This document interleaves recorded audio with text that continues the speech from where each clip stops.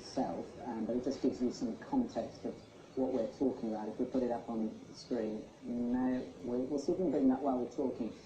Richard, the other thing I was just going to say, we both know this because we've operated out in the field, sometimes in dangerous situations. It's not easy to control the environment around you. I think you can just see this pictures. As we're looking at these, perhaps you could address that, Richard. You can't control your environment while you're looking down the camera. You can't, and obviously in high-risk environments, you have security and you have people watching your back, and you are aware of your perimeter and that kind of thing. But this wasn't a high-risk environment. This was a local story for a local station about a local issue, and they were at a shopping mall, what you might consider to be a safe place, possibly at 6:45 in the morning before it had even opened. So it's very unlikely that these two would have had any real concerns about security, and clearly you can see from the footage that they were taken absolutely by surprise by what happened. They didn't even seem to be aware of the fact. To Virginia, near Roanoke, Virginia, a tiny town. A reporter and her photographer doing a live shot at a water park this morning, shot dead, live on the air. The woman they were interviewing also injured. She's in surgery right now, and what's worse, the gunman is still on the loose. Schools are on lockdown this morning, and the Sheriff's Department is doing everything it can to track him down. Shooting happened at 6:45 Eastern. That's in the morning. The gunman is believed to be a man who fired 6 to 8 times. The station itself, WDBJ, is not running video of the incident at this time, but I do have the general manager on the phone right now, Jeff Marks.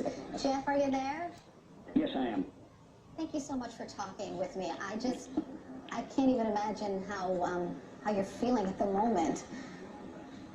You know, you send people into war zones, you send people into dangerous situations, into riots, and you worry that they're going to get hurt. You send somebody out to do a story on tourism, and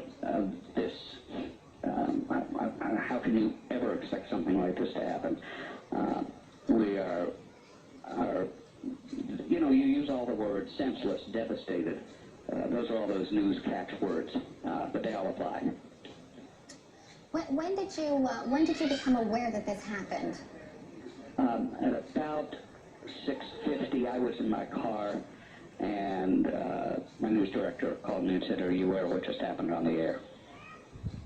Oh my goodness! And what did you think had happened when he said that? Exactly what turned out to have happened.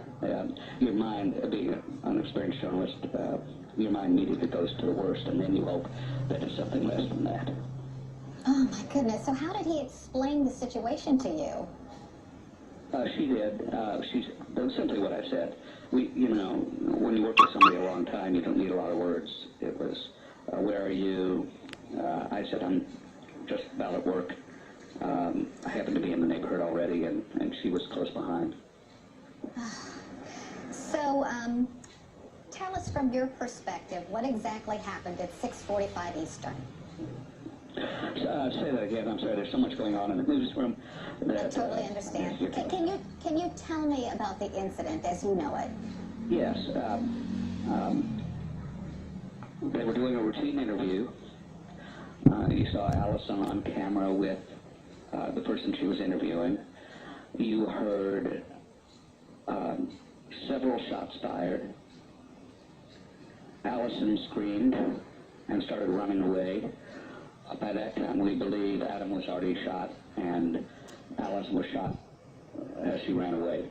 That's what the video indicates, and what is indicated by one of our senior managers who is on the scene.